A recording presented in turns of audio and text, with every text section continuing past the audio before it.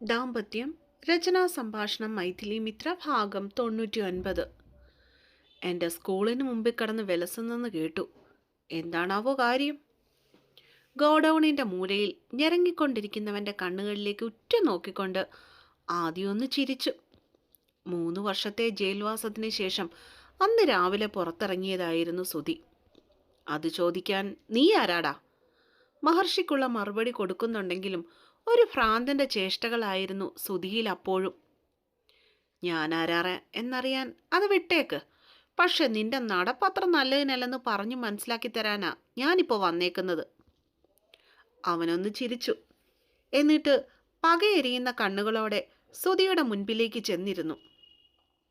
ശരീരം മുഴുവനും ജിത്തിൻ്റെ സമ്മാനങ്ങളും വാങ്ങിക്കൂട്ടി കിടന്നിട്ടും ഇവൻ ഇത്രയും ധൈര്യമോ എന്നൊന്ന് ചിന്തിക്കാതിരുന്നില്ല മഹർഷിയും.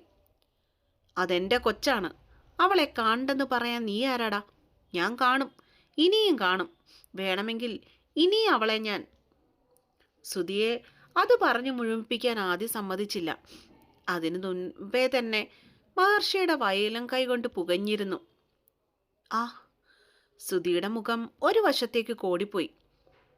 എൻ്റെ കൊച്ചിൻ്റെ നിഴലിൽ പോലും തൊടാൻ ഞാൻ നിന്നെ സമ്മതിക്കത്തില്ലടാ. അവിടെ അച്ഛനായ ഞാൻ ജീവനോടെ ഉള്ളപ്പോൾ എൻ്റെ പൊന്നുമോളുടെ കൺവെട്ടത്തുപോലും നീ ചെല്ലില്ല. ആദ്യാ പറയുന്നേ.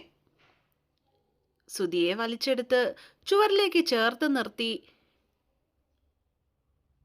തുമ്പോൾ മഹർഷിയുടെ ഓർമ്മയിൽ 3 വർഷങ്ങൾക്ക് മുൻപ് ആശുപത്രിയിൽ നടന്ന സംഭവങ്ങളായിരുന്നു തെളിഞ്ഞു നിന്നത്. സുധി തൻ്റെ ആ തത്തമോളെ ആശുപത്രി മുറിയിലേക്ക് എടുത്തുകൊണ്ട് പോകുന്നതും അവളെ കണ്ണുകളോടെ നോക്കിയതും എല്ലാം ഓരോന്നായി അവൻ്റെ മനസ്സിലേക്ക് ഓടിയെത്തി. അമ്മയും പെങ്ങളെ, എന്തിന് മകളെ പോലും തിരിച്ചറിയാത്ത നീയൊന്നും ഭൂമിക്ക് മുകളിൽ ജീവിച്ചിരിക്കരുത്. നിന്നെ ഞാൻ. കലതുള്ളിയാടുന്ന നരസിംഹസ്വാമിയെ പോലെ ആയിരുന്നു അവനാ നേരം.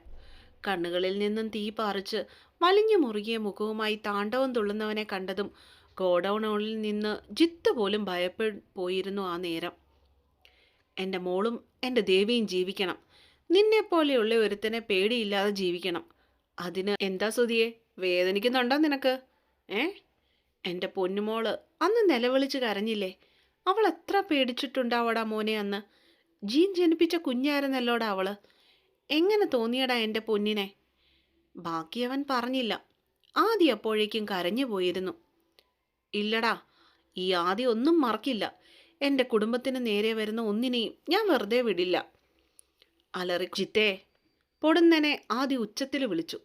ഇത്തിരി മാറി നിന്നെല്ലാം കണ്ടുകൊണ്ടിരുന്നവൻ കയ്യിൽ എന്തോ ഒരു സാധനവുമായി മഹർഷിയുടെ അരികിലേക്ക് ഓടിച്ചെന്നിരുന്നപ്പോൾ, ഇന്നാടാ.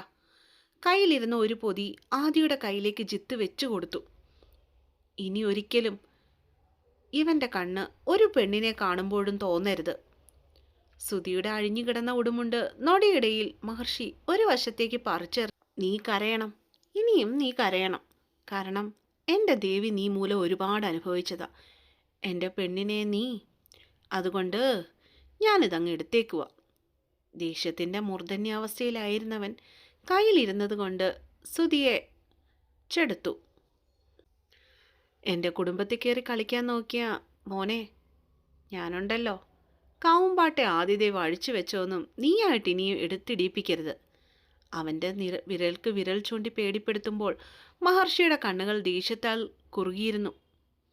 റെഡിയാണോ? കാര്യം കഴിച്ച് അവിടെ നിന്ന് ഇറങ്ങിപ്പോകാൻ തുനിഞ്ഞവൻ ഒരു ഉറപ്പിനു വേണ്ടി കൂട്ടുകാരനോട് തിരക്കി. എല്ലാം റെഡിയാണ്. പുറത്ത് ആംബുലൻസ് വന്ന് കിടപ്പുണ്ട്. നമ്മുടെ കുര്യൻ ഡോക്ടറാണിപ്പോൾ ഡ്യൂട്ടിയിലുള്ളത്. അങ്ങോട്ട് കൊണ്ടുപോയി തട്ടിയാൽ ബാക്കി കാര്യങ്ങൾ അവർ നോക്കിക്കോളും. പിന്നെ ഇത്രയൊക്കെ കിട്ടിയിട്ടും ഇനി ഇവൻ ജീവിതകാലം മുഴുവൻ എഴുന്നേറ്റ് നടക്കുമെന്ന് എനിക്ക് തോന്നുന്നില്ലടാ ആദി. എഴുന്നേറ്റ് നടക്കരുത്. കട്ടിലിൽ ജീവനുള്ളതിനെ പോലെ ഇവൻ കിടക്കണം. ഇവൻ്റെ അമ്മയ്ക്ക് ഞാൻ കൊടുക്കുന്ന ആജീവനാന്ത സമ്മാനമായിരിക്കും ഇത്.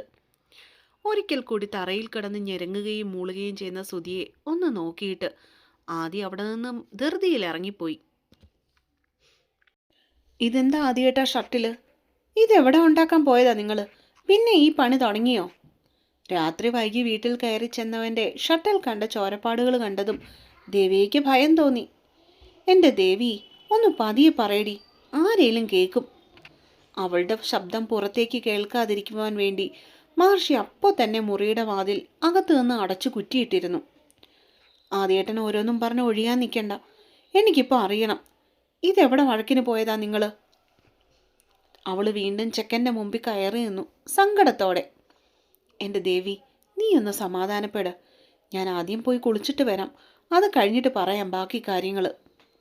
അവളുടെ മുൻപിൽ വെച്ച് തന്നെ ഷർട്ട് ഊരി മാറ്റിയിട്ട് ചെക്കൻ നേരെ ബാത്റൂമിലേക്ക് കയറി. ഈശ്വര, ഇന്നലെ തൊട്ട് കാണുന്ന ആദ്യേട്ടനിലെ ഈ മാറ്റം, ഇതിപ്പോൾ എന്ത് സംഭവിച്ചതാണോ എന്തോ. ആരോട് ഇടാൻ പോയതാണെന്ന് ദൈവത്തിന് മാത്രം അറിയാം. അവൻ പോയ വഴിയെ നോക്കി സങ്കടപ്പെട്ടുകൊണ്ട് ദേവി ബെഡിലേക്ക് ചെന്നിരുന്നു. കുറച്ചു നേരം കഴിഞ്ഞതും ആദ്യ വാഷ്റൂമിൽ നിന്നും കുളി കഴിഞ്ഞ് പുറത്തേക്ക് ഇറങ്ങി വന്നിരുന്നു. ആദ്യേട്ടാ.